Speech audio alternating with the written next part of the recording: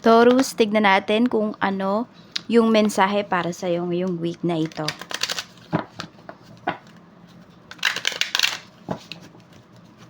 This is for you, Taurus, Sun, Moon, Rising, and Venus. We have career transition. So, may mga pagbabago po, pwedeng may mga pagbabago pagdating sa inyong career. Okay, the way you think about your career, the way you feel, some of you naman, pwede talaga na mag-change career kayo. Sabi nga dito ni Archangel Chamuel, your life purpose is triggering a blessed career change. So, kung feeling blessed na kayo pagdating sa inyong career, okay, you can stay naman. Pero, meron pang career na mas blessed po kayo. Kaya para sa mga naghahanap dyan ng other opportunity, this is the perfect week para sa inyo. Ayan. Kung meron man kayong gustong pagbabago na gawin pagdating po sa inyong mga career. Okay, tignan pa natin ano pa yung mensahe for you. Tingnan natin. Time will bring a surprise. So, this week, may surprise po kayo na marireceive. Pwedeng you do not have any clue kung ano man ito. Some of you naman, pwedeng ito yung mga ina-anticipate ninyo na mga ma-receive. Check pa po natin ano pa yung mensahe. We have ego. Okay. Hurt ego getting in the way of relationship. So, pagdating sa trabaho, ayan, pwedeng meron kang ka-work, na mayabang, or pwedeng ngang matapakan mo yung ego nung taong to. Hindi mo naman sinasadya yan, Pero, ayun, ito yung surprise na yan, Pwedeng may ma-surprise dito na tao sa trabaho. Pwedeng ito yung tao na ina-underestimate ka, Taurus. Mapapahiya siya. Sabihin natin kasi itong pagbabago sa career na to, hindi naman kayo aalis sa trabaho, Pero pwedeng sabihin natin na kayo ngayon yung pinagkakatiwalaan, yung tipong ganyan. So, ayan po. Magkakaroon to ng inggit sa'yo.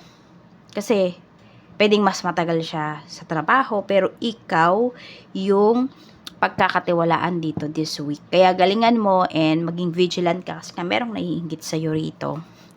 So, tingnan natin what is affecting ba your energy, or what is your energy pala this week. We have King of Swords. Ayan, magaling ka talaga rito. Tsaka pag-isipan mo daw talaga kung ano yung mga gagawin mong decision. Medyo may nag-overthink din. We have the Empress. Okay, ito kasi yung nakaka-apekto sa iyong sa iyong energy ngayon. Isang babae. Ayan po. Either ito ay kapatid mo, nanay mo. Pwede kasing nanay siya. Okay? Or pwedeng mas older sa'yo. Yan na lang yung sinasabi. Kasi iba naman sa inyo, pwedeng wala naman kayong asawa. Asawa rin kasi itong The Empress natin. So, pwedeng yan. Yan yung gugulo sa isipan po ninyo. Yan yung makaka-apekto sa inyong energy. A female figure. Ngayong week. So, magbibigay siya sa'yo ng kaisipan. So, pwedeng yung nagyayabang sa'yo rito na katrabaho is pwedeng babae. Ayan, ito yung nang mamaliit sa'yo na katrabaho mo. Tignan natin, ano ba yung gusto mo ngayong week na to? Two of Wands. Ayan, may travel. Meron bang mag-vacation dito? Or isisingit po ninyo sa inyong schedule na kayo ay, kunwari, makapunta ng beach, yung ganyan. Makauwi sa family. Pero more on kasi, ang nakikita ko rito, parang isisingit nyo lang siya. Yun talaga yung gusto ninyo. Parang uwi lang kayo saglit. Then after that, balik na ulit kayo. Pwedeng malayo po kasi kayo sa inyong family. Meron naman dito nagbabalak talaga na mag-vacation. So, tingnan pa natin ano pa yung mensahe. What you need naman this week. King of Pentacles. Ayan, ito ay pagdating sa kaperahan. Tingnan nga natin. Ace of Wands, more on travel din talaga to. Okay, yung iba sa inyo, hindi nyo lang wants yung travel na to, pero pwede po talaga na ito ay need ninyo. So, meron dito burnout kayo pagdating sa trabaho. Hindi ko alam kung nasa ibang bansa ba yung iba sa inyo. Pero ito, kung kayo po ay nagbabalak nga na mag-travel, nagbabalak kayo na mag-vacation, so, pwedeng ganito, alam mo sa sarili mo na gastos mo na to lahat. Pero ito yung surprise na to, pwede po, nasasagutin siya ng inyong company. May ganyan. Or hindi naman siguro lahat, pero sabihin natin, baka kalahati.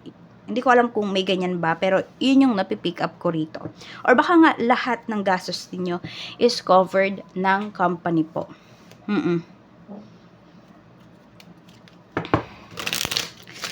Okay, tignan natin. Ano ba yung mga magiging challenges mo this week maliban dito sa taong to? We have King of Cups. Actually, alam mo, puro tao yung pinapakita rito, no? We have Judgment. Ito naman, meron din dito na magiging challenge mo, isang tao po na nasa malayo naman. So, pwedeng itong taong to is pakakabahin ka po niya. Yung ganon.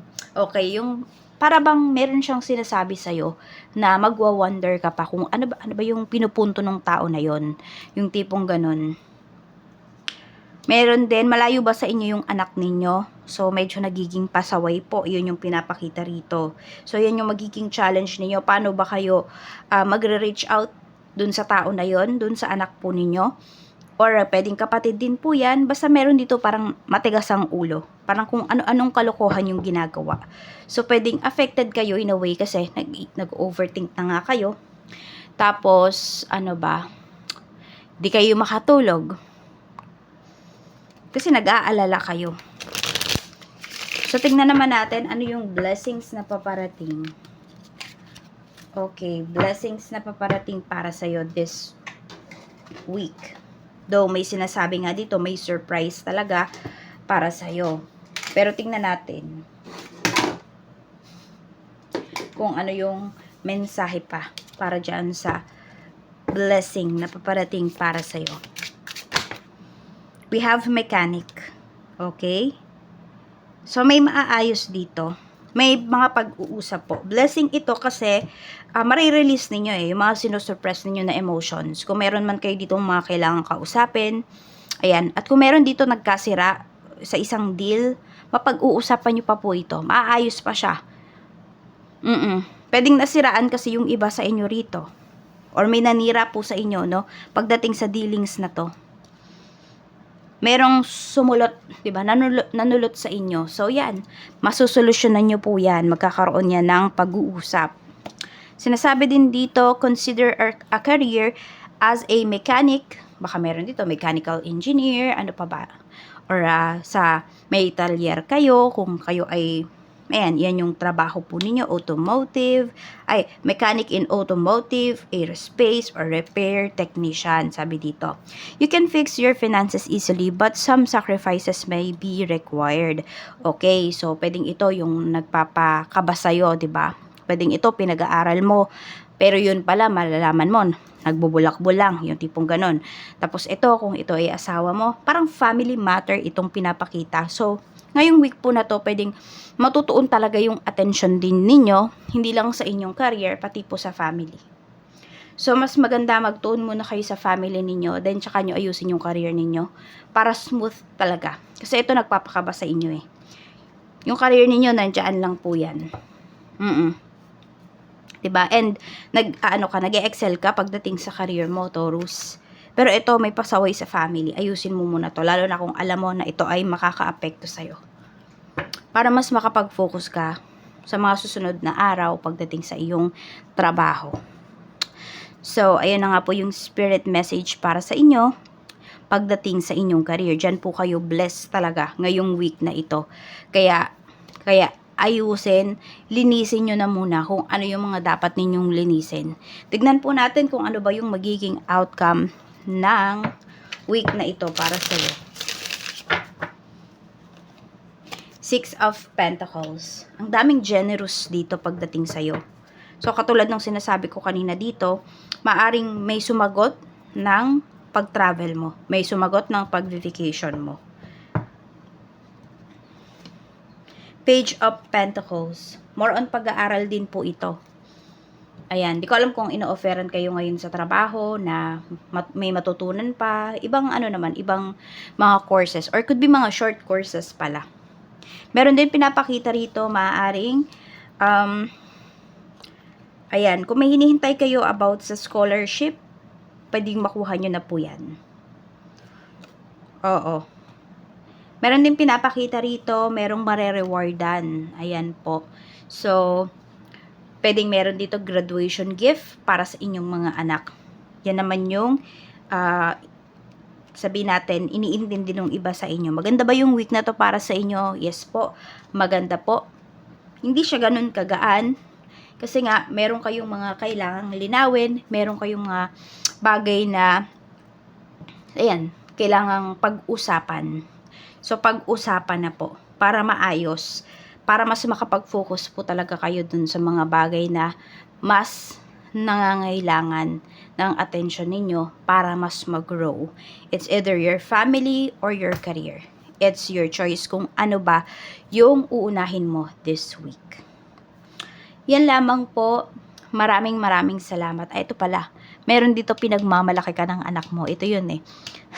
Sinasabi niya sa mga classmates niya. Ganyan. Or sa mga friends niya. Basta meron dito, no? Meron dito sobrang proud sa'yo. In a positive way ito. Tignan natin yung ego na to in a positive way. So, ayan lang po. Maraming salamat. Mag-iingat po kayo and more blessings to come.